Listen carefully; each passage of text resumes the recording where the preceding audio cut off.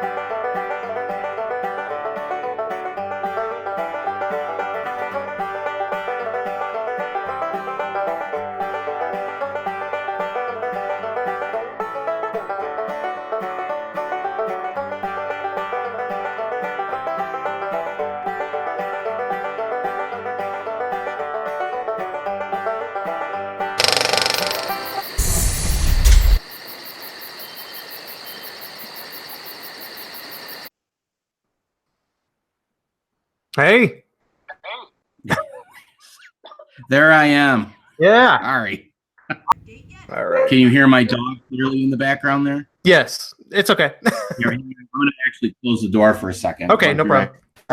Charlie can get a little excited. Welcome to the show. Yeah, thanks for having me. We have Brad Perri, who is the cartoonist and creator of the comic strip Pirate Mike. Tell us a little bit about Pirate Mike. He is a pirate who has been to live in a 21st century suburb by mischievous little sprites, which are these evil spirits that apparently pop up throughout history, and they have a particular affection for making Pirate Mike miserable. So Mike is adjusting to life very poorly in the suburbs, and he occasionally takes adventures, but more often than not, he is stuck at work at the Pizza Pirate restaurant or at home with his wife, his kid, and his dog, and usually doing household chores incorrectly along those, and parenting fairly poorly. So that seems to be how Mike is making his days go by. I started doing Pirate Mike in October of 2013, and I just had this idea of a little pirate cleaning the gutters. I don't know where this came from. And then I drew a strip up, and I kind of enjoyed him, and I've been doing him ever since. Pages, Panels, and Beyond will return after these messages.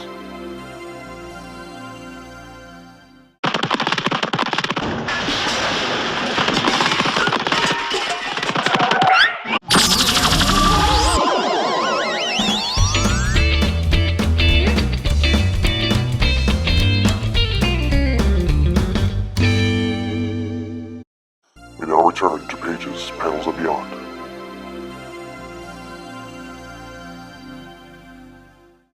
Now, has he always been a webcomic?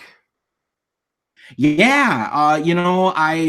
How did it start? Well, my wife very kindly, 1 year in, I think it was 2012, decided that she wanted me to do the comic shirt thing that was on the Go Comics site. And back when it was a pay-to-play thing where, you pay them and you get to put your stuff. Ideally, when Sherpa returns, I think it's going to be free, and you can put your stuff, right up there, which would be nice. And yeah, so I started putting it on Comic Sherpa, and then eventually I started saying, let's put it on, a web. I put a site up. And then I started posting it to people on social media, and I said, let's give them a Facebook page. And right now, and I think you and I both exchanged quite a few notes, is on Instagram, which I think has been really good for comics. Oh, I do too. So you were on the Sherpa site. How many times a day? How many times a week do you post, Pirate Mike? Nowadays, since I got picked up, Pirate Mike got picked up by Go Comics a couple of months ago, and it started. So I'm posting right now 5 times a week. I post Monday through Friday. And, well, you know what? It's the good thing about having that much. Usually, I've gone back and forth. I've done once a week, twice a week, 3 times a week. I've got strips built up over the years that now I can use as a buffer, because right now I'm finishing up. I'm posting every Monday through Friday, but I'm finishing a batch of new strips, and as soon as I'm done with, I wanted to have them done this week, but I'm hoping I'll have them done the week after next, and I'll start posting those. It's a new about 30 strip adventure for Pirate Mike, and then once that runs its course, and that'll be Monday through Friday, and I'll probably post strips out of the archives again until I can build up another batch of new strips. Now that you're on Go Comics, what's changed? What's changed? Gosh, you know what? Very little, to be honest with you. I say that what I'm focused on primarily is my work habits.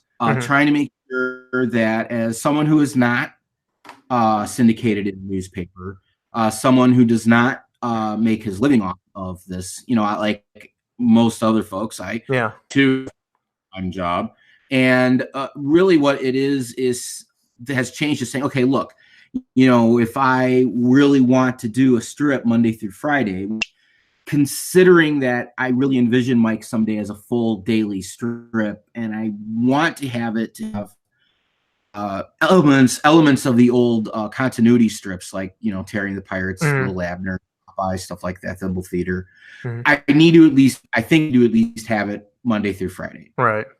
Saturday and Sunday, folks go home, so to speak. But they're stuck at a computer at work, and they're willing to look at a comic strip every now and then. Yeah. So that was really changed now, saying, hey, look, how am I going to do this on a sustainable basis moving forward, so that I know I've got strips available Monday through Friday.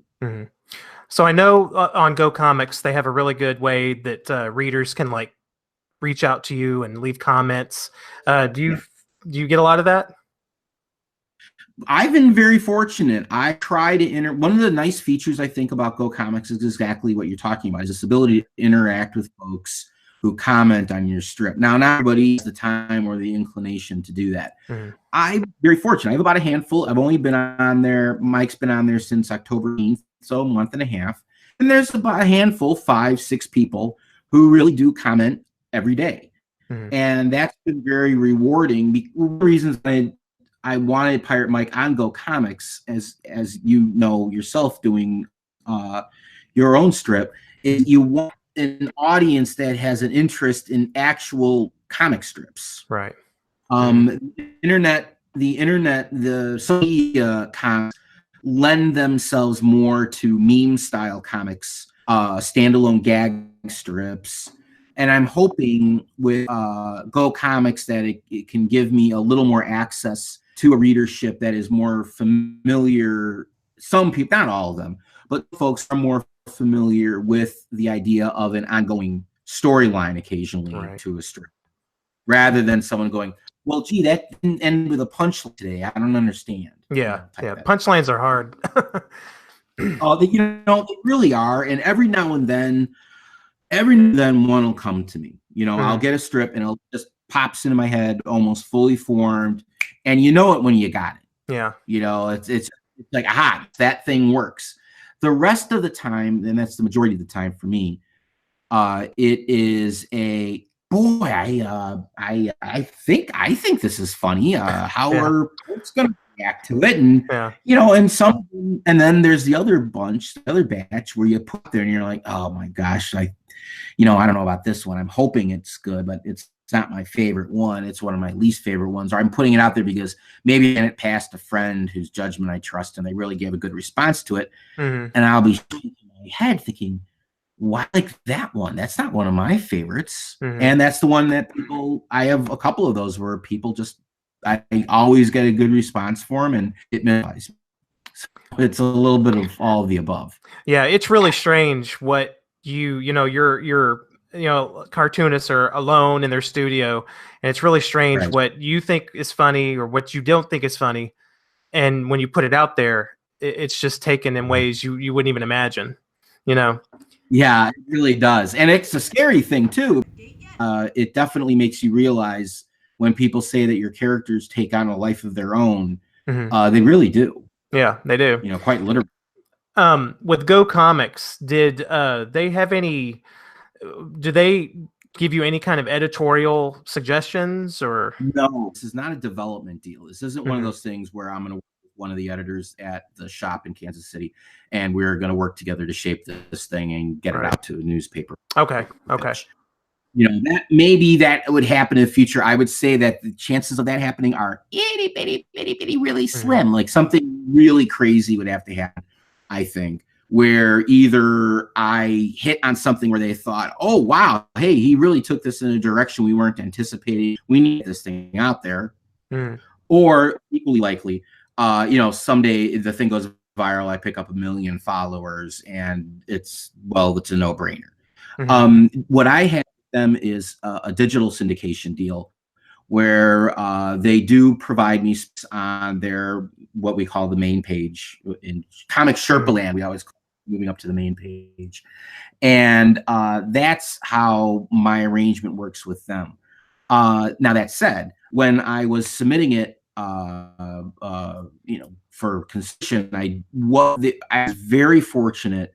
And I received comments from one of the editors there and one of the editors who works with them offsite, and very extensive comments in one case. And the only reason I don't want to go more into detail is I don't want it to, there's always that thing. It's kind of it's pretty amazing to get comments at all.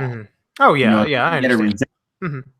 But so it was one of those rare circumstances where maybe they just felt sorry for me. And I sent in Pirate Mike a couple of times. I'm like, oh boy, this guy just keeps sending this in. I feel terrible. But they did give me some good comments along the lines of world building. I see. Okay. Yeah, and what really occurred to me is the new Wallace the Brave book had come out, and Wallace is one of those strips that they developed, like Phoebe and her Newborn, that they developed to newspapers. And Will Henry himself is such a nice guy. And I went through the Wallace book, and I noticed that he had drawn up an entire map. Yeah, those are great. Yeah, and it just hit me. I'm like, oh, he needs and because my dad was always saying, my dad's a huge Little Abner fan, and he was always, you've got to do something like Dog Patch. And I understand what you're saying. And then after I got a couple of those comments back, I thought, oh, yeah, and that's why I came up with the idea that, well, I just, I don't know what the place looks like even now, quite frankly. I'm making it up. But that's where I came up with, let's call it something. Just give it a name, Coconut Falls. Okay. Yeah, you kind of take for granted that where he lives. You kind of have a visual image maybe in your mind. Yeah. Yeah, exactly. Well, you know what else you do? Well, we all do. I mean, I think, and that's one of the neat things is that you just said it. Here's the weird twist I would put on it. I think I know where he lives. And then you start developing it and you realize the idea. You're like, oh wow, gee, okay, well, what does it look like when he's walking down the street? What does it look like when he's sitting in his room if he's out? Because I do have him, this isn't one of those situations where he's hiding in the basement or something. I mean, he has a job. so a little bit along those lines. They kind of, I think, wanted to see a little more of a cohesive world that he lived in. And so I kind of looked to, I did look to Wallace the Brave for that, and I looked to Lil Abner for that in particular. Pages, Panels, and Beyond will return after these messages.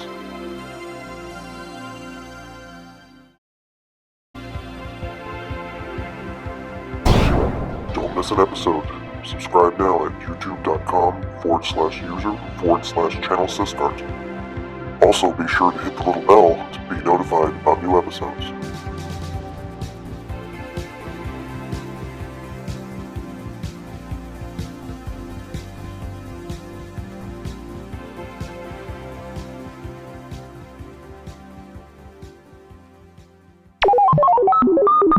What's this? Absolutely nothing. Boring. Make that sad shirt happy!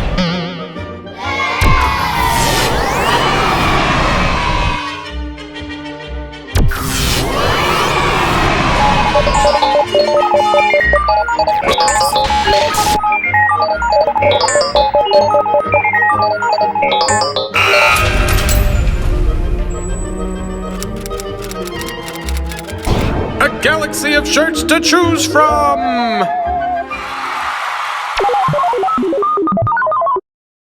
We now return to Pages, Panels, and Beyond.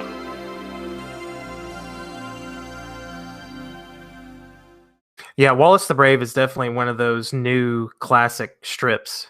You know, that's just destined to be a classic. Like, just came out of nowhere almost. Yeah.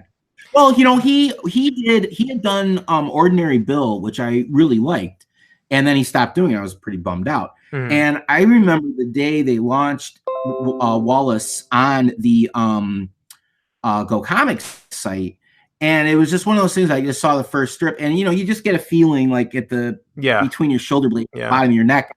Oh, well, there it is. You know, you don't have to explain this. That's what that real problem is. You want to submit strips and you want to get comments back and you want to get into this exchange. At some point, they need to get that feeling at the base of their skull or in the back between their shoulder. Right. There's nobody who can tell you. It's not like they can sit down. Any editor can sit down and say, well, you know what you really want to do if you want the next Calvin and Hobbes is you need to do these 5 things. Well, right. If we could all do that, we'd bottle it and we'd all be millionaires. But Wallace had that effect on me, was definitely that initial, you know, pop. I've already looked into, you know, I wanted to go to Planet Comic-Con as the one down in Kansas City. And they've already sold all their tables. Oh, wow. Yeah, they do. I'm like, I missed it last year. And I thought, okay, I'll really get on top of things this year. I'll look it up in November. I think they do it in March. Nope, it's all gone. They're already done. Oh, so wow. List. You have a lot of Pirate Mike collections, books? You know, I have 2. Wait, no, 3. Take it to 3.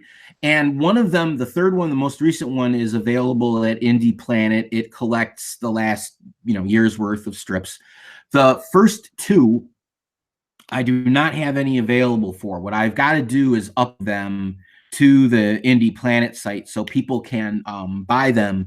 They can buy them either digitally, you know, PDF, or I think DBZ file, or they can even buy a print copy. I mean, you know this, you know, as well, if not better than I do. You've been doing continuity longer than I have.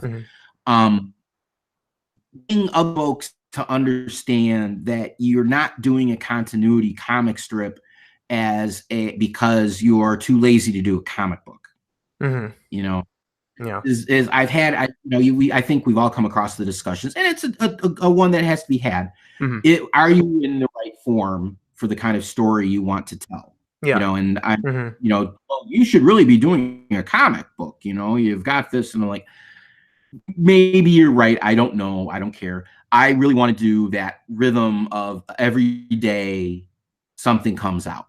Yeah, and in the comic strip has a certain beat. You know, there's it follows a certain beat that you probably couldn't have Pirate Mike in a comic book. You know, well, I guess you probably could, but it wouldn't be the same. You know, the beats wouldn't hit the same. Well, right. I mean, I've thought about, okay, well, if I did, have one of his adventures usually could run about X amount of pages. And then, structure like one of the old Harvey comics where you do, a 1-page gag or maybe a short 2-page story or, hey, heck, do a couple of pages of just gag strips and put the but I got to be honest with you. When I was a little kid, I read it was either superhero comics or nothing. And the superhero comic books, I should say, any of the comic strips like Garfield, well, I expected, a book. I read them in the collections, of course, but I never expected, like you're saying about the rhythm, I never expected them to follow a comic book rhythm. You start in these stories that are told, and like you just said, it's a weird thing. Like you ever pick up the Peanuts comic book stories? Yeah, they're weird. Yeah, they are. Yeah, they're strange. And it's because I think I think that's a great point. I never really thought about it like what you just said, but just the seeing them in a comic book, it's just a whole different experience. So I'm not inclined to put Pirate Mike in that situation. I just kind of I love the idea of just the drip of the comic strip. And then after a period of time, you look back and it's like pointillism. It's a full, you don't even really know that you were making when you yourself were making the strip. And I like that. Yeah. I like that because it gets away from this weird myth we have now of the the person who sit there, well, I came up with this, unitary vision, and I've just been really spelling it, playing it out since I made it up in my head. Well, that's not at all how I work. I mean, I don't think many comic strip artists do. It kind of takes on a life of its own, and you go where it takes you. Yeah, it's almost the stream of consciousness sometimes, and the characters dictate kind of where you're going to go next, especially with me doing the continuity strip. I might have, it's hard for me to plot too far ahead because I got to know what they do today so I can figure out kind of what they do tomorrow, and it's they usually dictate it, Well, and I learned, it's funny you say that because I've read 2 things. Actually, one of them I heard is an old interview with Al Cap talking about how he would write Little Abner. And Cap would come up, they go into a meeting. I mean, Cap, of course, had a full studio working. Oh, yeah. And they go in, they'd have a story conference, just like a TV show. They'd pick an idea, then Cap would go off and write what he would call a synopsis, which is basically saying, okay, here's the middle and here's the end. It's not like he's doing a full script. This isn't full script method. It's more like the Marvel method. But then he comes in and he would write then the dialogue for the first week. Okay. And he would place that dialogue then over the panels for the first week. Then they go back and they would stick figure it all in. Okay. And that's how they would do it. So even Al Cap there, maybe he's saying the whole time, he's like, but that's every time that I'm doing it, it's subject to revision. I'm not saying, I have to reach this ending. It's just a way to get started. Pages, Panels, and Beyond will return after these messages.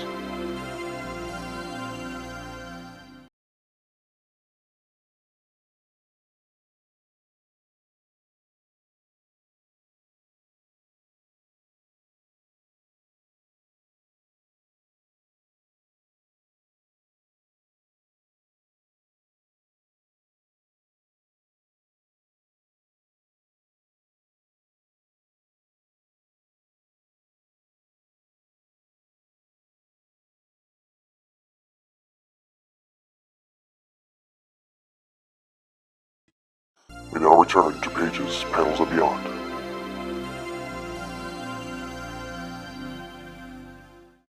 Milt Caniff, Tearing the Pirates leader, Steve Canyon.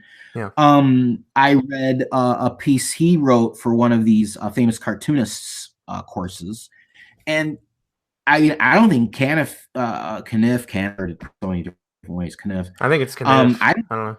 I think it's Caniff too. But then I was listening to this Al Cap and he's called Caniff, and they're bees. So I'm like, well, really, I've never heard it referred to as Caniff. That's weird. little Al Cap did. And so for a while I was doing it, and then I'm listening to the Library of American Comics guys, and they're all saying Kniff. I'm like, I don't care. Milt, so Milt, but that's already taken.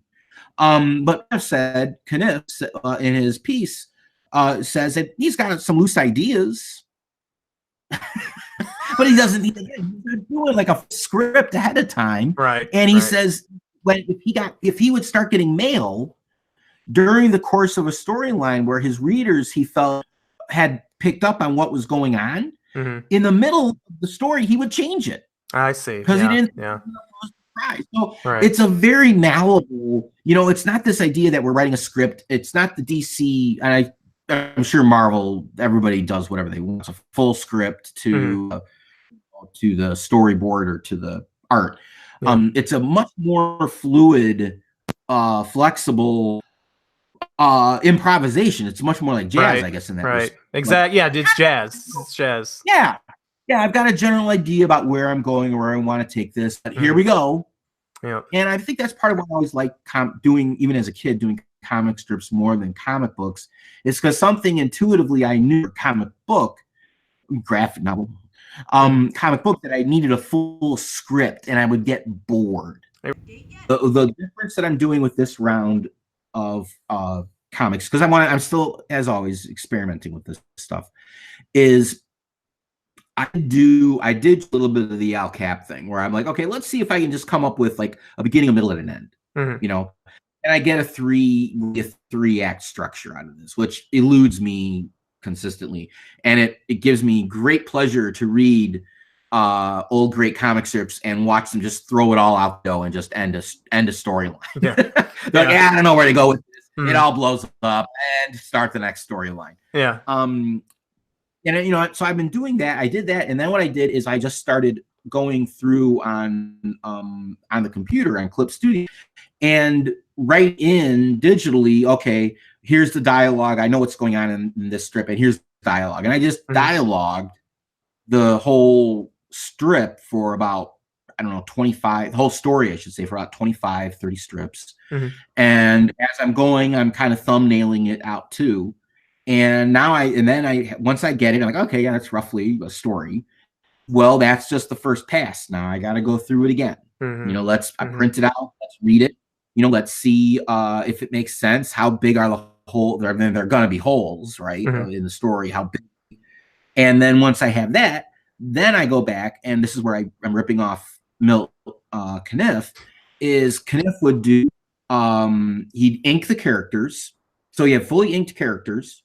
Then you go back, then you do the backgrounds. I see. Which for me is a big deal because backgrounds are non-existent, and I would like to make them much better. That's part of one of the things that really turned me onto your feed was this. You would actually show how you write your strip. I was fascinated by that. I couldn't believe the level of detail that you'd go into in your thumbs and your I'm like, yikes. And that's where it's good that I think all of us, it makes you up your game. You learn, hey, look, this is the level of work that goes into getting this storyline out there. And it's I think we really, one of the great things about the internet, it's you, me, Will, or whoever, we really have an opportunity to learn from each other in a way that hasn't, in my opinion, been possible for comic strip artists since the early 1900s. Absolutely. Newspaper days, which I wish we could have had, which would have been nice. Because you get a job as an ink rat, an ink monkey. It's just you have to go around and refill everybody's ink bottle, and in the process, you get watch these guys make comics. Yeah, kids take it for granted nowadays what they have with the internet. I mean, when I was like 8 and into cartooning and stuff, you had to go to the library, checked out the books on how to draw the Marvel way, and then suddenly it's all detailed. That we all loved. Yeah, and there was probably no way, unless you wrote the syndicates and maybe somebody answered you, there was no way you could talk to anyone, or ask any artist any questions. And now it's just amazing what you have available. it's very mysterious. When I was a kid, I agree with you. It was well, how do you even like the idea of doing comics was kind of like, well, yeah, I'm gonna go play in the NBA someday. You know, it's yeah, like, yeah. how do you do that? How do you even make? And I mean, like everybody else, you know, I made, but there was always the thing like, why do mine suck so much? You know, and it took me years to figure out. Well, it's because they were inking it. Oh, I see. You know, they suck. Like it never occurred to me that they were like pencils. What pencil? Like I always see the credits, pencils and inks. I don't understand. What does it even mean? Yeah. Like, then you're doing like, why don't my lines? You know, well, Brad, because you're using a big pen. Yeah, I used to use a big pen and ruled notebook paper, and I was wondering what was wrong with my strip, you know, and I just had no idea.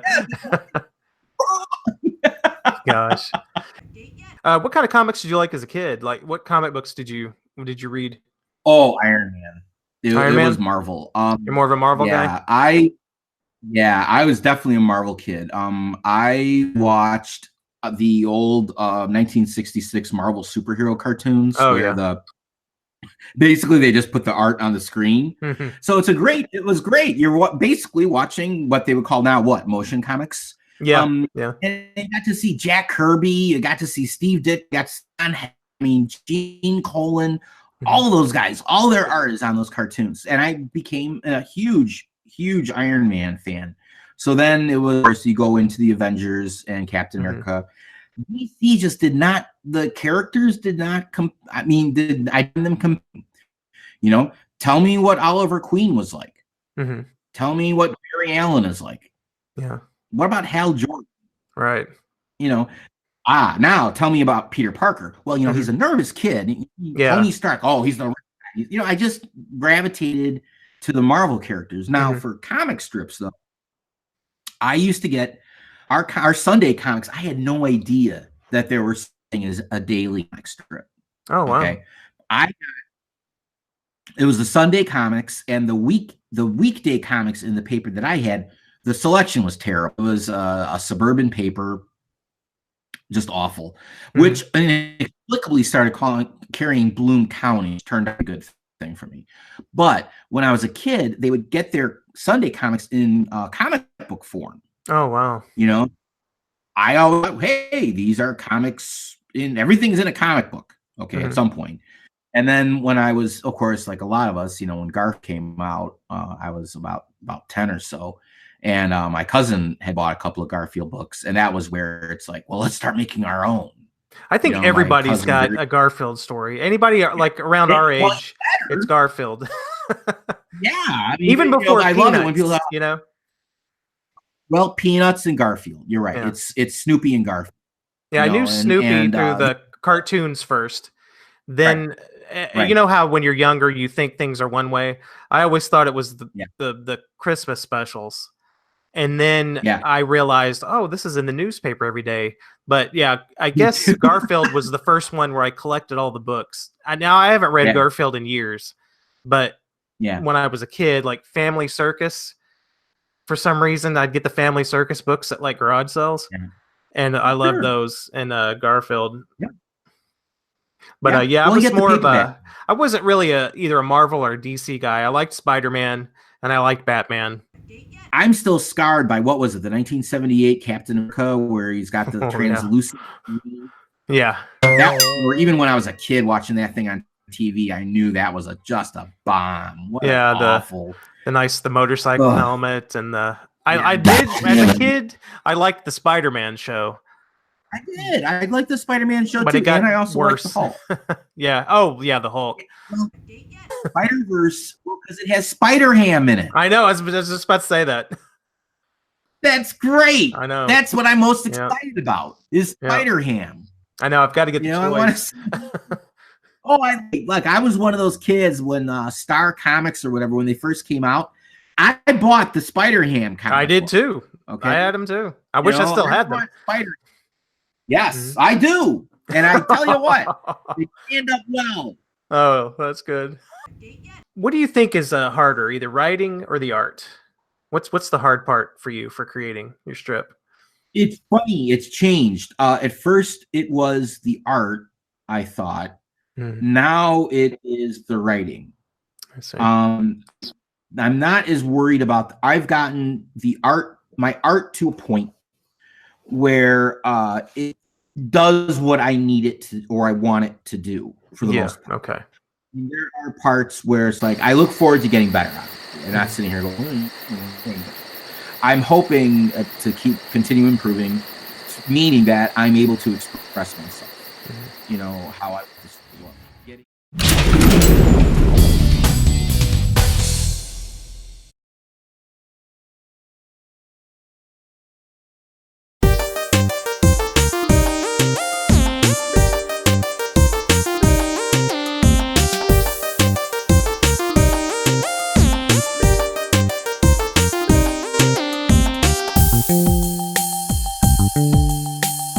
Thank you.